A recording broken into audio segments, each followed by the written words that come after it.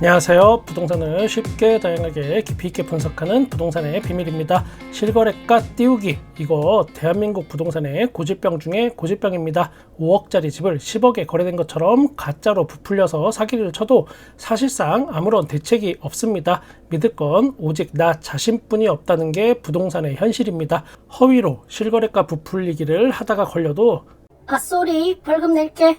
이렇게 하면 그냥 그걸로 끝납니다. 지금의 부동산 상황을 간단하게 정리하면 아파트 가격이 올라야지 쉽게 돈을 벌 수 있는 사람들이 집값을 띄우기 위해서 발악을 하는 중입니다. 단순히 언론에 나온 것 이외에도 현장에서는 어이없는 일이 많이 벌어지고 있습니다.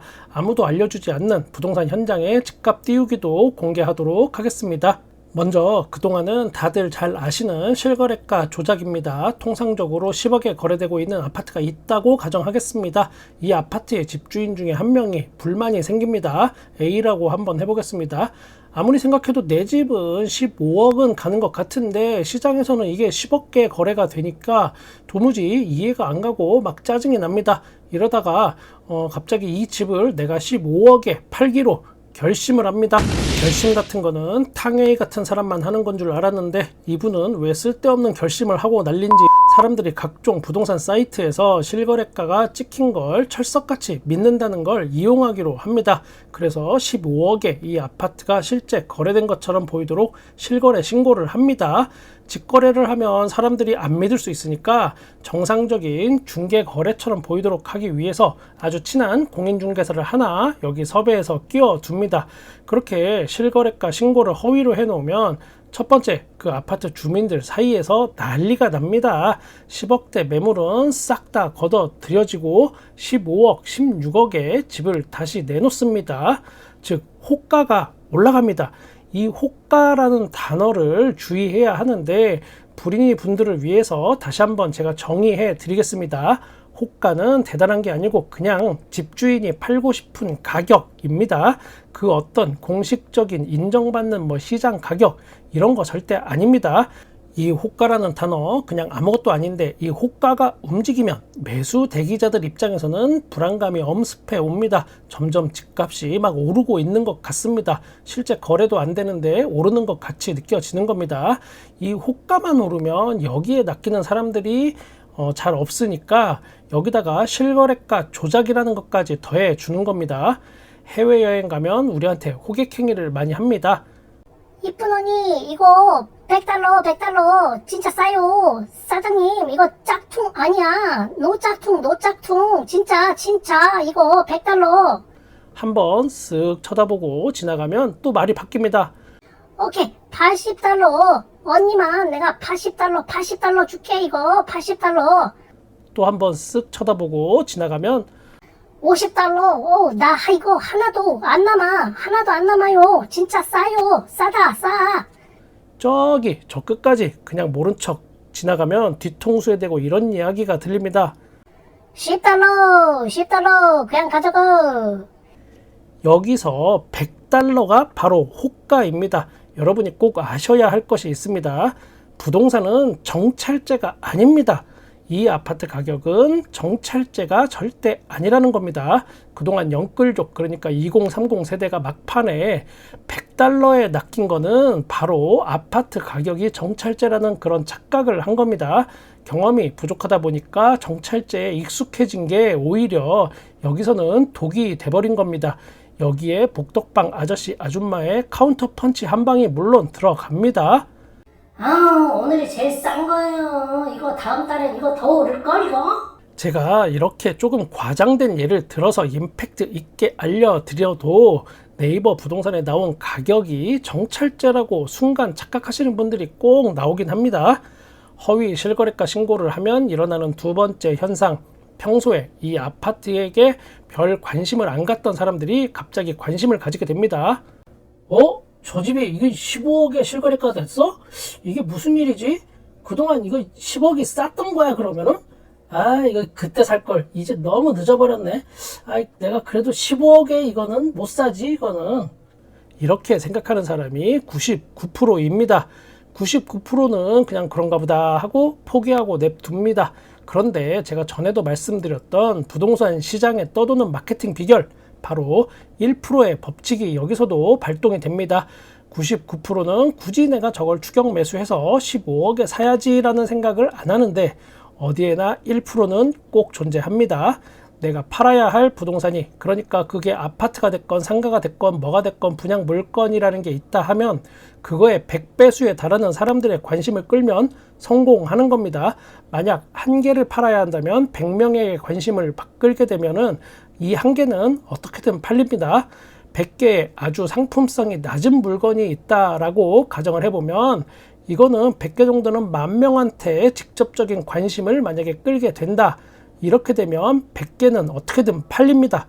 이런 게 일명 벌떼 분양이라는 겁니다. 벌떼 분양.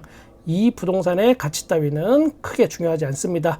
100개의 부동산 물건을 팔기 위해서 10,000명의 관심이 필요하고 10,000명의 관심을 끌기 위해서 벌떼처럼 많은 분양 상담사를 불러들여서 한꺼번에 때로 지어서 판매하는 게 바로 벌떼 분양입니다.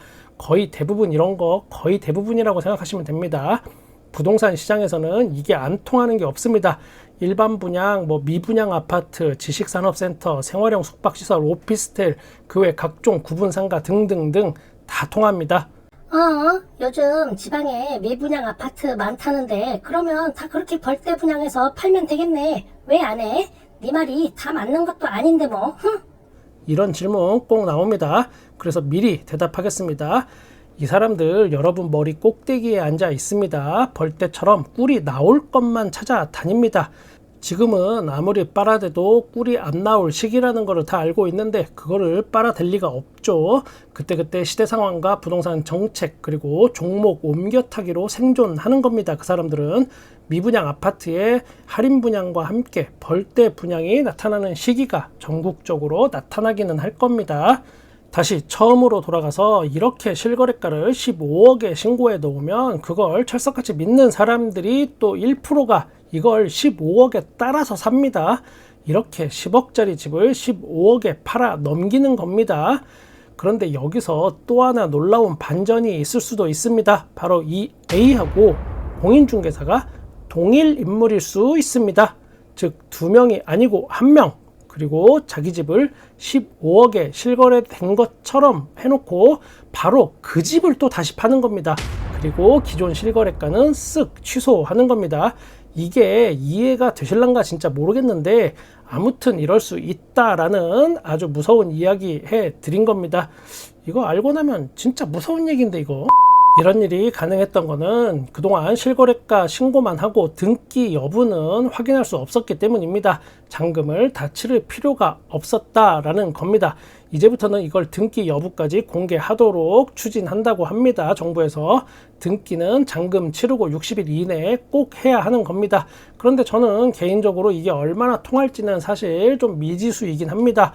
결국은 집을 사려는 사람의 몫입니다. 판단은 실거래가 신고 이후에 등기 완료까지는 실질적으로 몇 달이 걸리기는 하는데 이걸 실제 거래로 볼지 아니면 등기가 안 된 거는 그냥 다 걸러내고 생각을 할지 그거는 저도 잘 모르겠습니다. 아무튼 그래도 없는 것보다는 낫긴 합니다. 요즘 아파트 단지에서 부동산 호가가 어떻게 오르고 있는지 제가 직접 겪고 있는 예를 들면서 알려드리겠습니다. 아파트 집주인이 10억에 집을 팔고 싶습니다. 그런데 10억이면 이게 잘 안 나가니까 9억 8천에 이걸 내놓습니다. 그리고 그동안 믿고 거래하고 꾸준하게 상담하고 신세졌던 친한 부동산 A한테 이 집의 매도를 의뢰합니다. A 부동산은 단독 물건이 됩니다. 이게 그러면 주변에 B 부동산, C 부동산이 이 집이 탐이 납니다. A만 거래하니까 슬슬 짜증이 납니다.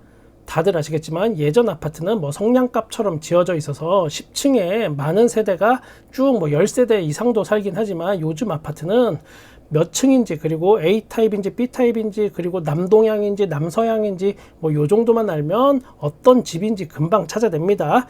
여기서 B 부동산이 찾아내서 집주인을 찾아가기도 합니다. 그래서 전화로 장난질을 시작합니다. 저 B부동산인데요. 집 팔려고 내놓으셨죠? 근데 왜 이렇게 싸게 내놨어 이거? 아무리 생각해도 집을 너무 헐값에 내놓은 것 같아서 제가 전화 한번 드린 거예요. 이거 못해도 10억 5천은 받는데 지금 요즘 집값 다시 오르잖아요. 그거 몰랐어요? 아우, 너무 옛날 가격에 내놓으셨다, 사모님. 이렇게 집주인 염장을 확 질러 버립니다. 그러면 집주인은 믿고 의지하던 A 부동산한테 가두리 당했다고 생각하고 배신감을 막 느낍니다.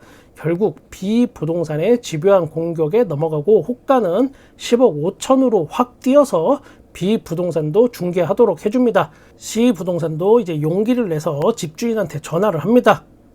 아이고 사모님, 이거 10억 8천에 이거 팔 수 있었는데 내가 이거 손님이 있었거든요. 내가 사모님이 저한테 물건을 안 주셔서 내가 이거 결국 못 판 거잖아요. 그래서 그 손님한테 옆 동네 팔았어요. 옆 동네 아파트. 이 물건 나한테 줬으면 이거 내가 11억에는 팔았지. 이거 11억 받아줬지 내가. 그 사람들 완전 호구였는데 되게 젊은 애들인데 집도 안 보고 그냥 막 사더라고. 그런 사람들 또 있어 보면. 이렇게 하면 그 집이 11억이 되고 C 복덕방도 이걸 거래할 수 있습니다. 제 이야기가 지금 소설 같으시죠? 다시 한번 강조하지만 실제 현재 진행형으로 제가 겪고 있는 이야기입니다. 그 A 부동산이 바로 접니다.